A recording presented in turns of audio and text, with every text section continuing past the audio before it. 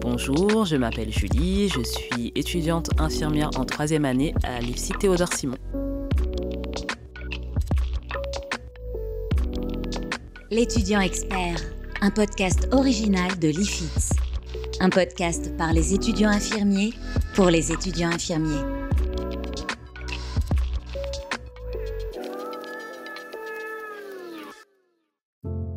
Durant ma formation, j'ai fait différents stages. En première année, tout d'abord, j'ai commencé en EHPAD. J'ai fait 5 semaines en EHPAD. Au semestre 2 de la première année, j'ai fait de la psychiatrie. En deuxième année, au semestre 3, j'ai fait du SSR orthopédique. Et au semestre 4, j'étais en service de transplantation rénale et néphrologie. Et mon premier stage de 3e année, c'était en médecine infectieuse et tropicale.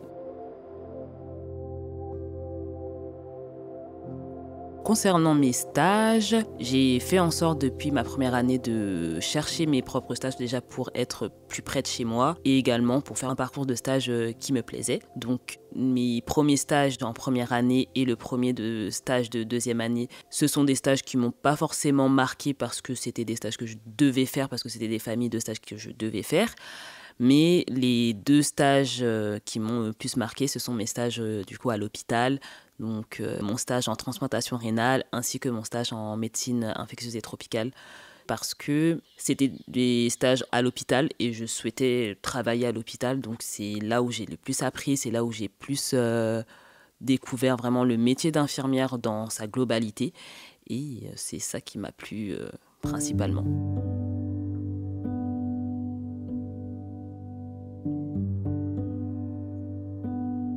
Parmi mes stages, celui qui m'a le plus marqué, c'est un stage que j'ai fait en transplantation rénale à l'hôpital de la Pitié-Salpêtrière. Tout simplement parce que déjà, tout d'abord, j'ai été très bien accueillie par l'équipe soignante, par les médecins également, ce qui est quand même un petit peu rare, donc ça a fait la différence. Ce que j'ai aimé dans ce stage, c'est qu'il y avait 3 aspects dans ce lieu de stage qui m'ont marqué, dans le sens où il y avait un côté chirurgie, il y avait un côté médecine et il y avait un côté soins intensifs. Et j'ai trouvé que le lieu de stage était complet, ce qui m'a permis de voir beaucoup plus de soins, beaucoup plus de choses, mobiliser toutes mes connaissances depuis ma première année. C'est vrai que c'était mon premier stage à l'hôpital, donc j'étais un peu stressée, mais ce stress m'a permis vraiment de travailler beaucoup plus dur pour comprendre ce que je fais et surtout valider ce stage correctement, on va dire.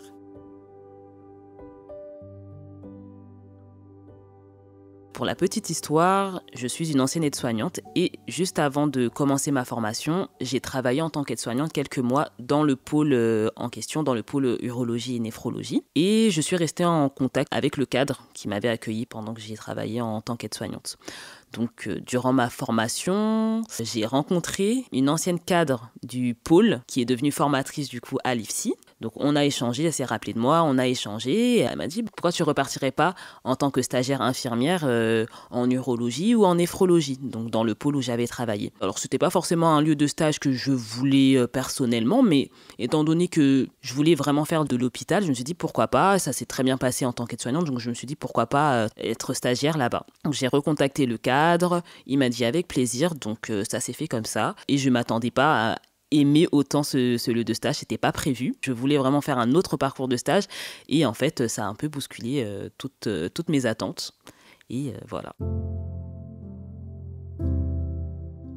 Ce stage a été différent des autres parce que directement quand je suis venue mon premier jour, je savais déjà en amont quelle était ma référente. Parce que quand j'ai fait les démarches pour rentrer dans ce lieu de stage, il y avait déjà marqué sur le papier quel est le nom de ma référente. Donc je savais déjà que j'allais me présenter auprès des infirmiers, des aides-soignants, mais je savais déjà que ma référente c'était telle. Déjà l'organisation du service au niveau des référents avec les étudiants, déjà, c'était nouveau pour moi parce que mes autres stages étaient un peu plus compliqués. Là, les soignants savaient que je venais. Ils savaient peut-être pas tous mon prénom, mais ils savaient que je venais. Ils savaient qu'ils allaient avoir une étudiante à ce moment-là, à cette période-là. Et j'ai pu déjà directement repérer ma référente et échanger directement avec elle dès ma première semaine. Du coup, c'est ce qui fait que je me suis sentie attendue, sachant que j'étais quand même un petit peu stressée parce que c'était mon premier stage à l'hôpital. Et donc, c'est beaucoup plus confortable pour commencer un stage. Au niveau de l'encadrement, donc comme je l'ai dit précédemment, je savais déjà qui était ma référente et je suis restée du début jusqu'à la fin de mon stage avec cette même référente. Donc ça veut dire que j'avais le même roulement qu'elle. Donc elle a pu me suivre du début jusqu'à la fin. Elle a pu voir mes qualités, mes faiblesses, ce que je devais travailler durant mon stage. Donc ça, c'était plutôt pas mal. J'ai pu vraiment évoluer du début jusqu'à la fin et je sais que c'est ça qui m'a fait grandir dans le soin, dans l'apprentissage, dans ma technique également et dans la prise en soin des patients aussi. Et pour la transplantation, changement de chirurgien. Incision. La technique consiste à implanter le nouveau rein parfaitement sain sans retirer ceux qui dysfonctionnent. L'organisme va réguler de lui-même. Sébastien possède donc 3 reins, dont un tout neuf, transplanté de manière optimale. Le rein est ici, ok. J'ai des clampes vasculaires sur l'artère, sur la veine. Donc je déclampe la veine, donc le rein devient un peu violet. Et là, il va devenir tout rose. C'est des reins de très bonne qualité. Et que... Dans ce type de service, chaque infirmier avait 6 patients, 5 à 6 patients, ce qui était déjà confortable. Donc on avait vraiment le temps de prendre en soin les patients d'une meilleure manière. Et dans le service, il y avait un côté vraiment transplantation rénale. Donc les patients rentraient dans le service pour se faire transplanter d'un rein, soit d'un donneur vivant ou d'un donneur décédé. Mais dans ce service, c'était plus de donneurs décédés que de donneurs vivants. Et il y avait un côté vraiment néphrologie où les patients, c'est souvent des anciens greffés rénaux qui reviennent parce que soit ils ont des infections, soit ils sont en plein rejet ou quelque chose comme ça. Donc étant donné que j'avais des patients qui venaient de se faire transplanter ou qu'on accueillait pour se faire transplanter et des patients vraiment de néphrologie, c'était 2 prises en soins différentes et ça m'a permis vraiment d'apprendre énormément de choses et de connaître également de nouveaux traitements, une autre façon de voir les soins également. C'est vrai que la transplantation rénale, c'est quelque chose qu'on ne voit pas souvent, qu'on connaît en surface. Et quand je suis rentrée dans le service, j'avais beaucoup d'a priori. Je me disais que bon, les patients rentrent, ils se font transplanter et ils sont guéris. Alors que pas du tout. Ce que j'ai bien aimé, c'est que d'un côté, je voyais des patients qui venaient d'entrer, donc ils sont dans le processus de la transplantation rénale, ils vont descendre au bloc. Et d'un autre côté, je voyais des patients qui étaient déjà transplantés depuis plusieurs années ou même quelques mois, mais on voyait que c'était pas forcément une guérison et qu'il y avait beaucoup de contraintes dans leur vie quotidienne et même dans leur vie de famille, dans leur vie professionnelle.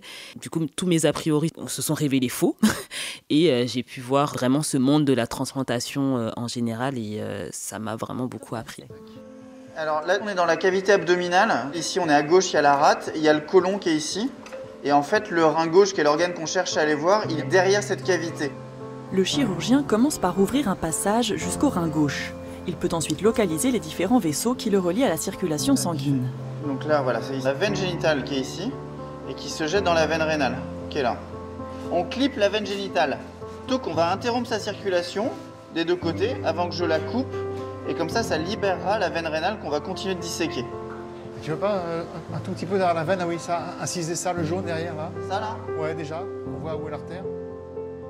On a une artère. Ce stage, par rapport à la relation des patients, j'ai vraiment compris l'importance de l'éducation thérapeutique du patient et l'importance de l'accompagnement infirmier auprès des patients. Ce stage, ça m'a vraiment appris que on peut très bien expliquer, mais il faut réexpliquer, il faut faire comprendre aux patients. C'est ce que ce stage m'a appris.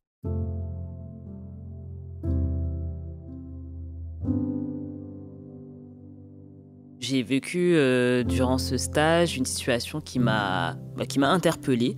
Alors, c'était une jeune patiente qui avait une néphropathie de génétique. Elle devait se faire transplanter immédiatement et la transplantation rénale demande une rigueur au niveau des traitements, au niveau de l'alimentation, au niveau même des déplacements, des voyages et l'hygiène de vie. Après être greffé, les patients doivent vraiment respecter beaucoup de choses au niveau de leur alimentation, de leur traitement, etc. Et ce qui s'est passé avec cette patiente, c'est que elle était jeune, elle était consciente de sa pathologie qu'elle avait depuis qu'elle était enfant. Donc on l'a accueillie pour se faire transplanter. Mais ce qu'elle nous disait, c'est que clairement, elle n'allait pas respecter les traitements, que le lendemain, elle devait voyager directement, donc ce qui n'est pas bon de faire après une transplantation. Donc ce qui m'a interpellée, c'est que je me suis dit, nous, en tant qu'infirmiers, donc moi étudiante, on fait tout ce travail, donc c'est quand même compliqué des fois d'avoir un rein, c'est compliqué d'être appelé, donc selon moi, c'était quand même une chance, entre guillemets, pour cette patiente. Mais quand elle nous dit que juste après, elle voulait voyager, qu'elle n'allait pas forcément respecter le régime alimentaire, qu'elle allait pas forcément respecter également tout son protocole de soins. Ce qu'on se disait avec l'équipe soignante, c'est que c'était un peu du travail dans le vide. C'est qu'on a beau lui expliquer, on a beau lui faire comprendre que c'est dangereux pour sa santé, prendre le temps de lui expliquer, c'est quand même du temps qu'on prend et que c'est du temps à perdre si elle nous dit qu'au final, elle n'allait pas suivre nos recommandations. Donc, ce qu'on s'est dit, c'est que c'est un peu un rein, un organe gaspillé, entre guillemets. Donc, c'est une situation qui m'a quand même marquée et j'en ai vu plein d'autres également durant mon stage, mais celle-là, c'est une des situations qui m'a le plus marquée durant ce stage. Et c'est ça qui m'a également montré l'importance de l'accompagnement infirmier et de l'éducation thérapeutique, c'est qu'on peut accompagner le patient, on peut lui faire toute l'éducation thérapeutique qu'on veut. Si maintenant le patient n'a pas la volonté, c'est ce qui nous limite un petit peu dans notre travail, mais ça me motive également à trouver de meilleurs moyens, de meilleures façons d'accompagner le patient, même quand il est réticent ou même quand il n'est pas forcément conscient de ses conduites à risque. Par rapport à cette situation, j'ai bien vu que ça avait un peu agacé l'équipe soignante. Mais je me suis mis également à sa place et je me suis dit, c'était une jeune femme d'une vingtaine d'années, on lui dit que toute sa vie, en tout cas à la vie de son greffon, elle doit prendre un traitement strict qui comporte également énormément d'effets secondaires. Il y a certains aliments qu'elle ne peut plus manger, il y a certains déplacements qu'elle ne peut plus faire pendant un laps de temps. Je pense que pour une personne d'une vingtaine d'années, ça doit être lourd à supporter. Et surtout quand on appelle les patients parce qu'on leur trouve un rein, c'est un peu inopiné. Ils ne sont pas forcément préparés. Des fois, ils attendent depuis des années. Donc elle, on l'a appelée. Elle était sur le point de voyager. Donc ça a chamboulé tous ses programmes. Donc je me suis mis à sa place également et je me suis dit, c'était pas prévu pour elle. Elle savait qu'elle était dans la liste d'attente, elle le savait, mais elle savait pas quand est-ce qu'elle allait être appelée. Donc peut-être que pour elle, c'était trop d'un coup et oui, je vais prendre le rein, mais j'ai envie de faire ma vie, j'ai envie de poursuivre ma vie et j'ai pas eu le temps de me préparer. Et c'est vrai que quand on accueille un patient, on leur dit qu'il y a un rein disponible pour eux. C'est vraiment la course. Donc on a énormément de bilans à faire, énormément d'examens à faire. Ils ont pas le temps de souffler les pauvres patients. Ça peut être éprouvant pour le patient. Et c'est ce que je me suis dit. On se met plusieurs sur le patient pour faire tous les examens à temps parce qu'il est attendu au bloc. En tout cas, c'est ce que j'ai vu lors de mon stage. Ça peut être éprouvant pour le patient et c'est ce que je me suis dit pour cette patiente. Peut-être qu'elle n'avait pas envie et qu'elle n'était pas préparée, qu'on a bousculé son programme. C'est ce que je me suis dit en tout cas. Quand j'ai su que j'étais sur la liste, j'étais beaucoup dans l'attente, donc je surveillais beaucoup mon téléphone, je regardais si j'avais pas raté un appel. Et après, je me suis dit, bon, d'accord, je suis sur la liste, mais il faut quand même continuer à vivre. Donc j'ai lâché prise. Et c'est arrivé un moment où je m'y attendais pas du tout. L'opération devait être dans l'après-midi, et puis j'arrive à 8h, tranquille, j'attends, j'étais prêt. Et les préparations se sont vite accélérées. J'ai compris que ça allait être plus tôt. Donc si je ne respecte pas les prescriptions, je me causerai du tort à moi-même. Et j'anéantirai tous les efforts déployés pour cela. Ce ne serait pas un signe de reconnaissance. J'ai des rendez-vous avec les néphros tous les 6 mois, plus tous les 3 mois j'ai une prise de sang et un bilan annuel en fin d'année avec des radios, des prises de sang, des examens, des tas d'examens. Alors elle est restée une semaine à peu près après sa transplantation. Quand elle est sortie du service, on n'était pas du tout sûr qu'elle allait respecter. De toute façon, elle me le disait, moi je sors, je reprends mon billet et je repars voyager. Mais bon, après, c'est ce qu'on s'est dit avec l'équipe soignante, c'est que malheureusement c'est sa santé. Nous on a fait tout ce qu'on peut. Après, c'est une question de volonté. C'est ce qu'on s'est dit en tout cas.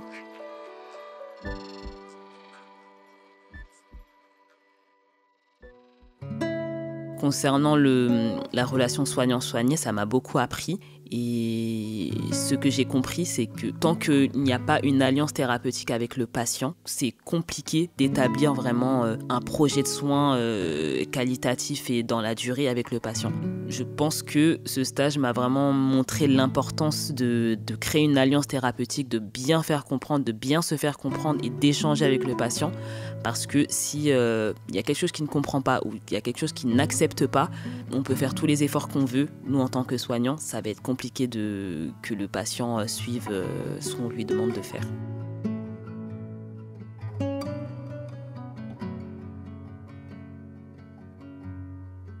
Concernant les pratiques professionnelles, j'ai vu énormément de soins, que ce soit technique, que ce soit théorique également. J'ai vu énormément de choses. Par exemple, comme je l'ai dit, c'était mon premier stage à l'hôpital, donc tout ce qui est machine, tout ce qui est pousse-seringue, tout ça, je l'ai découvert là-bas. Donc ça m'a permis déjà de reconsolider tout ce que j'ai appris depuis la première année et d'améliorer ma dextérité et de découvrir beaucoup de choses. Par exemple, ce que j'ai fait et que je ne pense pas que je ferais autre part, c'est que j'ai piqué dans des fistules artério-veineuses. J'ai fait beaucoup de pousse-seringues, ensuite beaucoup de pansements chirurgicaux, donc en post-opératoire. Après, tout ce qui est prélèvement sanguin, transfusion sanguine également, pose de sondes urinaires et ablation de sondes urinaires, alimentation entérale, pose de perfusion, pose de sonde nasogastrique. J'ai également fait des surveillances sur des patients scopés, donc scopés quotidiennement, donc tout ce qui est diurèse, prise de constante, horaire. Donc toutes les heures, ce qu'on faisait, c'est que toutes les heures, on passait dans les chambres et on prenait toutes les constantes vitales.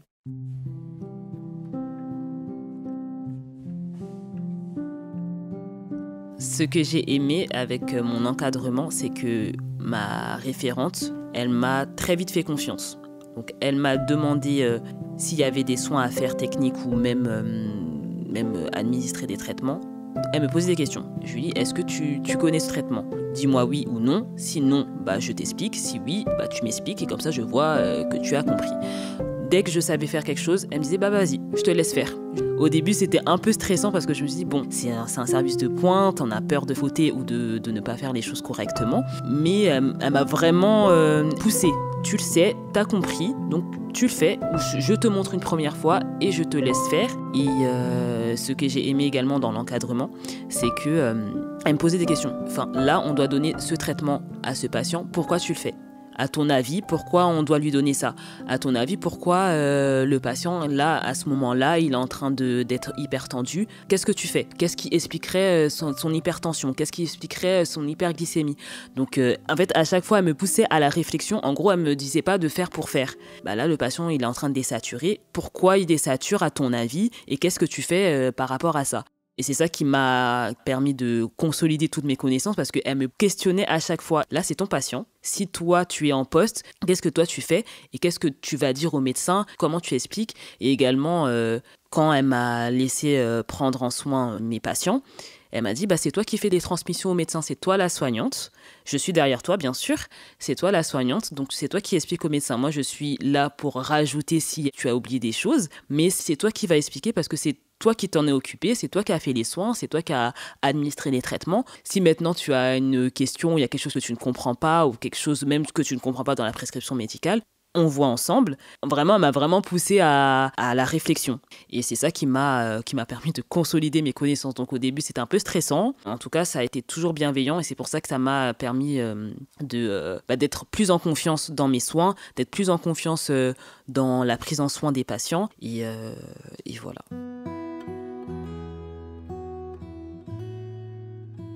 Je me suis mise la pression toute seule parce que j'ai vraiment senti que c'était quand même un peu des soins de pointe. Donc je me suis mise la pression toute seule, mais au final, elle me disait y a des choses que tu comprends très bien, donc il n'y a pas de pression à te mettre. Et si vraiment il y a quelque chose que tu n'as pas compris ou que tu as fauté, on peut toujours modifier la chose. Donc moi personnellement, je suis quelqu'un d'un petit peu stressé, donc je me suis mise la pression seule, mais au final, c'était une bonne pression.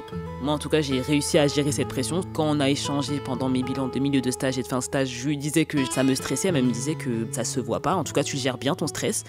Donc voilà.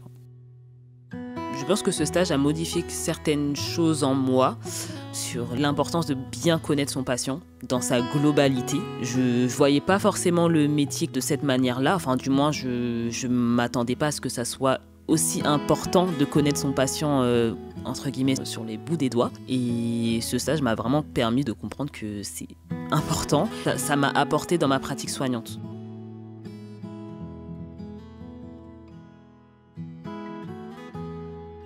Selon moi, il y a vraiment eu un avant-après. À la fin de ce stage, j'ai vraiment pris confiance en moi. J'ai vraiment pris confiance en mes connaissances parce que c'est vrai que mes stages d'avant, c'était le début, donc forcément c'était encore fragile. Là, ça m'a vraiment permis de consolider, de mettre en pratique, c'est surtout ça, mettre en pratique les connaissances que j'ai eues. Quand je sais, je sais. Quand je ne sais pas, je ne sais pas. Et je n'ai pas peur de le dire, même en tant qu'étudiante, parce que je pense qu'on ne peut pas tout savoir et qu'on est là également pour apprendre. En fait, ça m'a vraiment permis de m'exprimer, parce que je suis quelqu'un de très réservé. Et quand je sais, soit je le mets pas forcément en avant, enfin je ne le mettais pas forcément en avant, ou j'étais très réservée, ou c'était très timide. Là maintenant, je sais que quand je sais quelque chose, quand je sais faire un soin, quand je connais un traitement, quand je connais ses effets secondaires ou autres, je le dis, je l'affirme. On me laisse le faire, il n'y a pas de souci. On me laisse pas le faire, il n'y a pas de souci. Mais en tout cas, je sais l'expliquer, je sais le faire, je sais le dire. Et ça s'est vu également sur mon stage du semestre 5 qui s'est très bien passé également. Et en fait, tout ce que j'ai appris durant ce stage du coup en transplantation rénale, j'ai pu vraiment le consolider, encore le confirmer durant mon stage de médecine infectieuse, sachant que c'était totalement différent. Mais la confiance que j'ai pu acquérir durant ce stage en transplantation rénale, ça s'est remarqué également durant mon stage du semestre 5. Donc oui, pour moi, il y a vraiment un avant-après, et un avant-après positif en tout cas. Et voilà. Disons que ça n'a pas été facile parce que j'ai quand même fait un rejet à 10 jours de greffe. S'il y a une suspicion de rejet, déjà, il y a une biopsie qui est faite, qui la confirme ou qui l'infirme. Et en fonction des résultats de la biopsie, le traitement il est mis en place tout de suite. Il y a le volet chirurgical, il y a le volet immunologique avec l'inflammation qu'il peut y avoir dans le greffon ou le rejet. Et puis il y a tous les traitements que nous administrons aux patients qui peuvent être un peu toxiques pour le greffon. Et nous avons tous les outils nécessaires pour les doser dans le sang, les monitorer et en cas de surdosage, Ce stage s'est très bien passé et ça m'a permis également de trouver mon sujet de mémoire de fin d'études qui a pour thème l'accompagnement infirmier en post-transplantation rénale. Le sujet de mon mémoire vraiment porte sur l'accompagnement de l'infirmière après la transplantation rénale d'un patient. Je vais vraiment traiter le point de l'accompagnement infirmier, de l'alliance thérapeutique avec le patient. Je vais vraiment traiter le fait que la transplantation rénale en général, c'est pas forcément ce qu'on pense, c'est pas forcément une guérison, et que ça apporte pour le patient beaucoup de contraintes que l'infirmier dans sa posture doit vraiment expliquer, accompagner et voilà.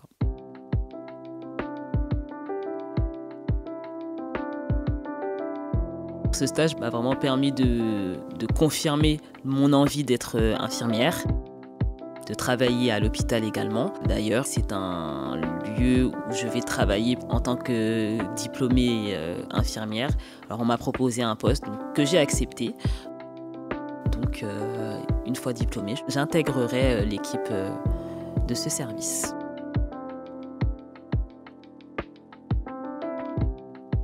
À la fin de mon stage, étant donné que ça s'est très bien passé, l'équipe soignante, les infirmiers et même certains médecins ont apprécié mon travail. J'ai bien été intégrée et je me suis sentie également à l'aise dans l'équipe.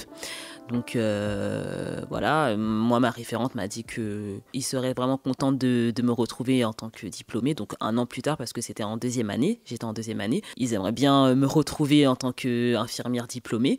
À la fin de mon stage, quand j'ai demandé à la cadre de me tamponner mes documents, elle m'a dit « J'ai eu que des bons retours sur votre stage, donc si vous êtes intéressé, bien sûr, voilà, il vous reste quand même 1 an. Vous pouvez encore changer d'avis, mais en tout cas, nous, on serait très contents de vous avoir en tant qu'infirmière. » Moi, à ce moment-là, j'étais encore un peu indécise. Je ne savais pas trop parce que j'avais encore dans ma tête un service de prédilection que je voulais faire de base. Enfin, je voulais repartir en réanimation, en service de réanimation, parce que j'avais travaillé plusieurs années en tant qu'aide-soignante de réanimation.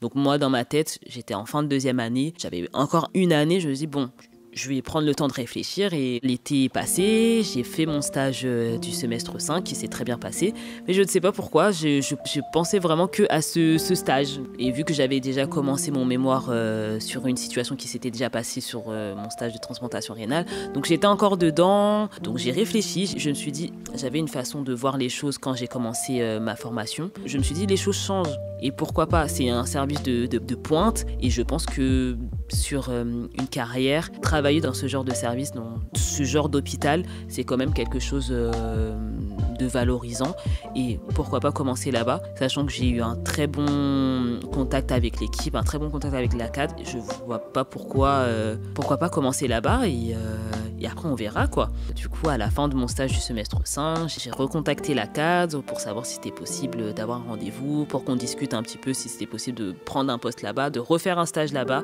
Elle m'a vraiment proposé si je voulais revenir en stage pour confirmer vraiment mon envie de travailler là-bas, de faire également un autre service du pôle, donc en pré-pro, donc mon stage pré-pro, donc mon stage juste avant ma diplomation, qui a une durée de 8 semaines, chose que j'ai acceptée, donc je vais repartir en stage transplantation rénale, mais également je vais faire une moitié transplantation rénale et une moitié en urologie, parce que les deux services, c'est la même équipe, donc je vais repartir en stage là-bas à la fin de ma 3e année.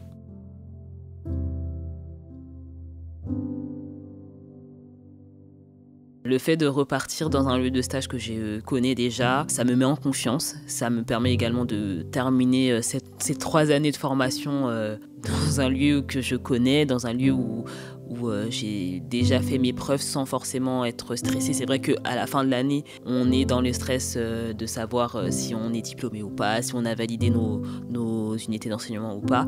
Donc c'est vrai que repartir dans un lieu de stage que j'ai déjà connu, où ça s'est bien passé, ça me met en confiance et ça me permet de terminer cette formation de la meilleure manière qui soit.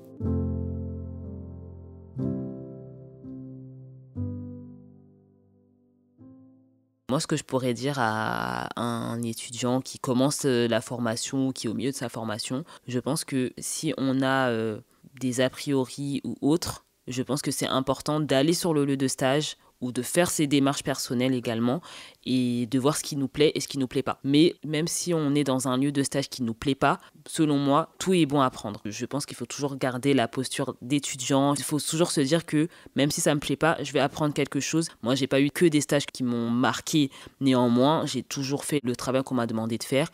Et dans l'ensemble, ça s'est bien passé. J'ai réussi à valider mes stages sans problème. Je dirais aussi de suivre son instinct. Je suis rentrée, j'avais 25 ans. Je rentrais avec un bagage de 5 ans en tant qu'aide-soignante. J'avais mes a priori, je savais ce que je voulais faire, je savais mon parcours de stage. Et au final, là, en 3e année, tout a changé. Tout a changé. Déjà, j'ai pris en maturité dans ma posture professionnelle et je me suis écoutée. Et je regrette pas de m'être écoutée parce que je pense que peut-être que je serais passée à côté d'un lieu de stage comme la transplantation rénale et j'aurais pu faire autre chose qui m'aurait moins plu. Alors oui, je pense que j'ai changé, je pense que j'ai évolué et je pense que j'ai hâte d'être infirmière maintenant. Je sais pas quoi dire. En tout cas, j'ai hâte d'être infirmière maintenant. Voilà.